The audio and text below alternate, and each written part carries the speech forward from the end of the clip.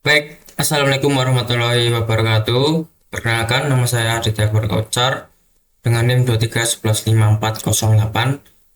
Di sini saya akan mempresentasikan mengenai analisis dan formulasi strategi bisnis manajemen strategik ya. Di sini nama kelompok saya adalah CMK48. Oke.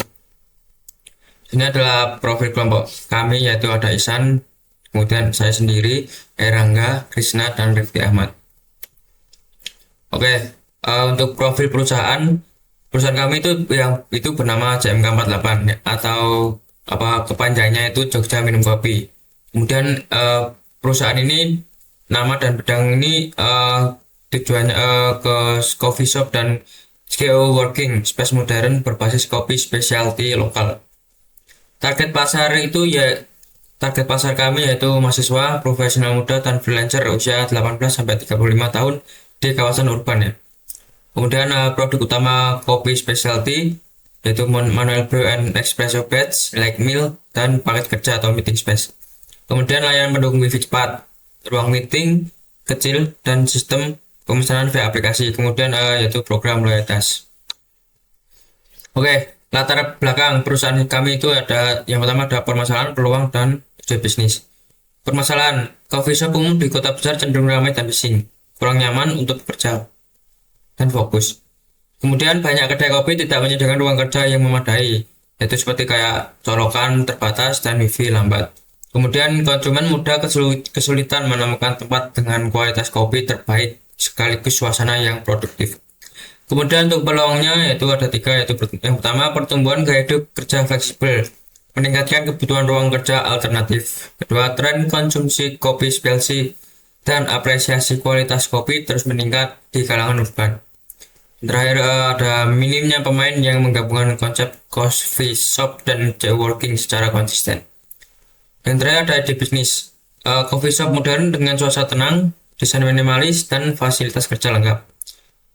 Terus kemudian ada kopi specialty berkualitas dengan harga terjangkau, didukung program loyalitas digital, diferensial melalui pengalaman, yaitu ada zona fokus, meeting pot kecil, dan komunitas kreatif. Visi misi dan core values. Fondasi arah perusahaan visi menjadi coffee shop pilihan utama bagi generasi muda urban untuk bekerja, berkarya, dan terhubung dengan komunitas melalui pengalaman kopi berkualitas. Misinya, menyediakan kopi specialty berkualitas dengan harga terjangkau, menciptakan ruang kerja nyaman, tenang, dan produktif. Kemudian membangun komunitas melalui kegiatan dan kolaborasi lokal. Core values-nya ada 5 ya. Quality, comfort, community, sustainability, creativity. Yang pertama ada quality, yaitu kualitas kopi, layanan konsisten. Comfort, kenyamanan sebagai prioritas utama. Community, membangun koneksi antar pelanggan. Sustainability, bahan baku dan kemasan ramah lingkungan. Terakhir ada creativity, inovasi menu dan pengalaman pelanggan. Oke, selanjutnya ada analisis pestel. Yang pertama, political regulasi UMKM dan kemudahan izin usaha berkuliner. Kebijakan pajak F&B yang relatif stabil. Kedua, ekonomi daya beli bekas menengah urban meningkat. Inflasi bahan baku kopi perlu diantisipasi. Sosial gaya hidup nongkrong dan kerja dari kafe menjadi norma baru di kalangan generasi muda. Berikutnya, teknologikal, adopsi sistem POS digital, aplikasi loyalitas, dan pemesanan online semakin meluas. Selanjutnya, environmental, tuntutan konsumen atas kemasan ramah lingkungan dan sumber kopi berkelanjutan. Yang terakhir ada legal, standar keamanan pangan, sertifikat halal, BRT, dan ketenagakerjaan perlu dipenuhi. Selanjutnya, ada Five Forces Porter. Yang pertama, persaingan antar kompetitor tinggi, banyak coffee shop independen dan muara laba bersaing di lokasi strategis. Yang kedua, ancaman pendatang baru sedang. Modal awal relatif rendah, tetapi membangun brand butuh waktu. Ketiga, daya tawar pelanggan sedang tinggi. Banyak pilihan kafe membuat switching cost pelanggan rendah.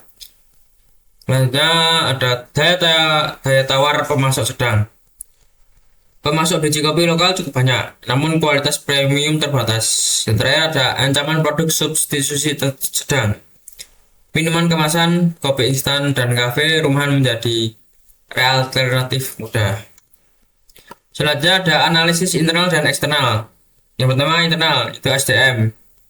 Tim barista terlatih, namun jumlah staf masih terbatas saat jam sibuk. Yang kedua teknologi, sistem pos dan aplikasi pemesanan sudah berjalan. Perlu integrasi loyalitas. Kemudian ada operasional, SOP penyeduhan konsisten, kapasitas tempat duduk masih terbatas. Kemudian keuangan, arus kas stabil dari penjualan harian, modal ekspansi masih terbatas. Kemudian marketing, aktif di media sosial, namun brand awareness di luar area inti masih rendah. Kemudian eksternal peluang, pertumbuhan tren remote working dan co-working space. Kemudian ekspansi mulai kemitraan dengan kampus dan co-working hub. Kemudian peluang kerja sama dengan petani kopi lokal. Selanjutnya ada eksternal ancaman, persaingan ketat dari coffee shop dan waralaba besar. Kedua, kenaikan harga biji kopi akibat fluktuasi pasar global. Dan terakhir, perubahan preferensi konsumen yang cepat. Selanjutnya ada matriks IEV dan EVE. Di sini ada faktor internal, bobot rating score. Faktor internal itu ada kualitas kopi dan SOP konsisten, brand dan suasana yang khas, tim barista terlatih, kapasitas tempat duduk terbatas, brand awareness masih lokal, modal ekspansi terbatas. Untuk bobot totalnya ada 1.00, untuk ratingnya itu kemudian dan skornya itu dapat nilai 2.43 ya. Selanjutnya masih faktor eksternal. Yang tadi internal, sekarang faktor eksternal. Ada tren remote working meningkat, pertumbuhan kopi specialty, kemitraan dengan kampus atau komunitas, persaingan ketat coffee shop, kenaikan harga bahan baku, perubahan tren konsumsi cepat. Kemudian ada total bobotnya itu 1, skor 2.12. Selanjutnya adalah analisis SWOT. Ada strengths, weakness, opportunities, threats. Strength sendiri ada 4, yaitu kualitas kopi specialty konsisten, suasana dan desain ruang khas, tim barista terlatih, loyalitas pelanggan inti yang kuat. Di weakness ada 4 juga, kapasitas tempat duduk terbatas, brand awareness masih lokal, modal ekspansi terbatas, kemudian ketergantungan pada satu lokasi. Selanjutnya opportunities, tren kerja remote hybrid meningkat, pertumbuhan pasar kopi specialty, kemitraan dengan kampus dan komunitas, ekspansi ke kota sekunder.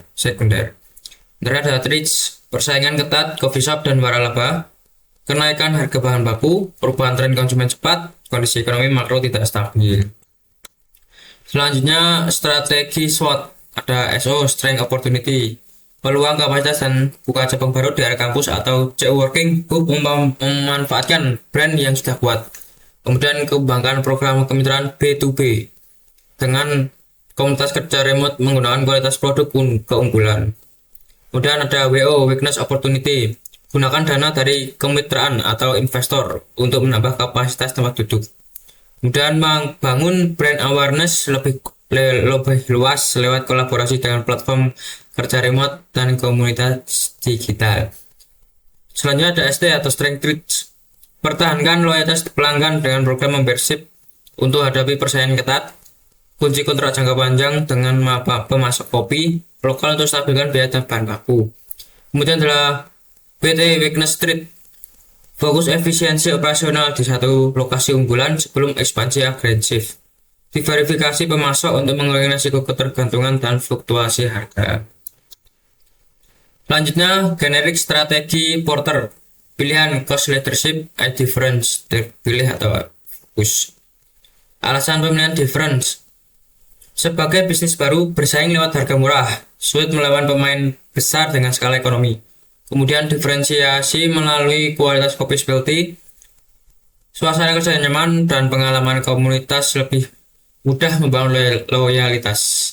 Terakhir ada segmen target, itu profesional muda dan mahasiswa, lebih sensitif terhadap pengalaman dan kualitas dibanding harga semata. Ansoff Matrix, market penetration, Itu meningkatkan frekuensi kunjungan pelanggan lama melalui program loyalitas digital dan promo member. Yang kedua, product development. Membangun menu baru untuk pasar yang sudah ada. Ketiga, market development, membuka cabang baru dibuka sekunder atau area kampus lain dengan profil pelanggan serupa.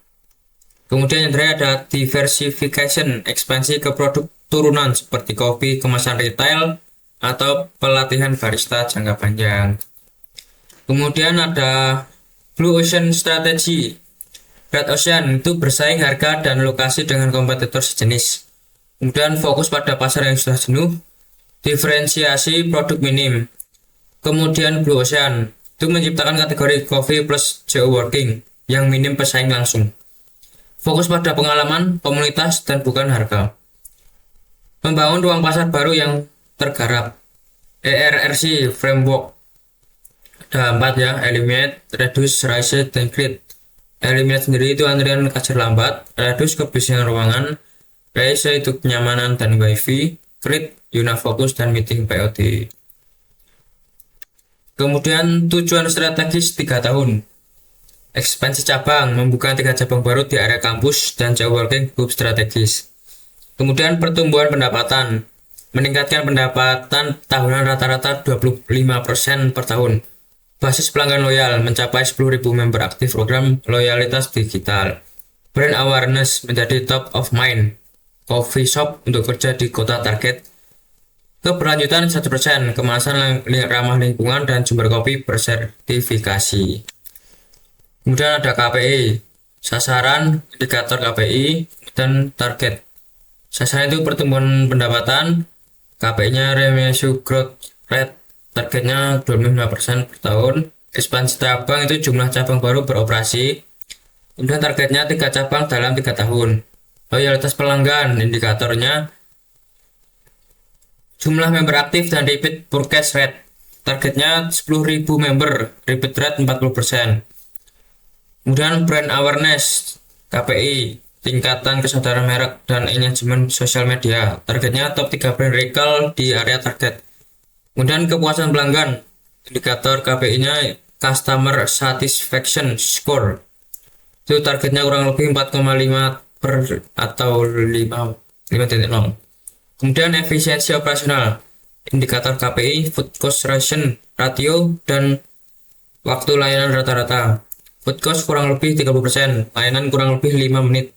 Keberlanjutan, indikator persentase keamanan ramah lingkungan, target 100% pada tahun kedua. Kemudian roadmap implementasi, tahap 1, fondasi dan penguatan. Optimalkan operasi cabang utama, luncurkan aplikasi loyalitas digital, bangun kemitraan awal dengan kampus. Tahap 2, pertumbuhan dan ekspansi, buka 2 cabang baru di area strategis, kembangkan produk menu baru, perkuat brand awareness regional. Tahun ketiga, penguatan dan keberlanjutan, capai 10.000 member aktif, 100% kemasan ramah lingkungan, evaluasi peluang diverifikasi produk. Oke, selanjutnya kesimpulan. Ringkasan strategi, Kalma Kopi memposisikan diri sebagai coffee shop modern dengan diferensiasi melalui kualitas, kenyamanan, dan komunitas. Strategi pertumbuhan diprioritaskan pada penetrasi pasar dan pengembangan produk sebelum ekspansi geografis agresif. Pendekatan Blue Ocean menciptakan kategori baru yang menggabungkan coffee shop dan ruang kerja produktif. Tujuan 3 tahun didukung KPI terukur untuk memastikan eksekusi strategi berjalan sesuai target. Rekomendasi utama, investasikan program loyalitas dengan digital sebagai prioritas tahun pertama, jalin kemitraan strategis dengan kampus dan komunitas kerja remote.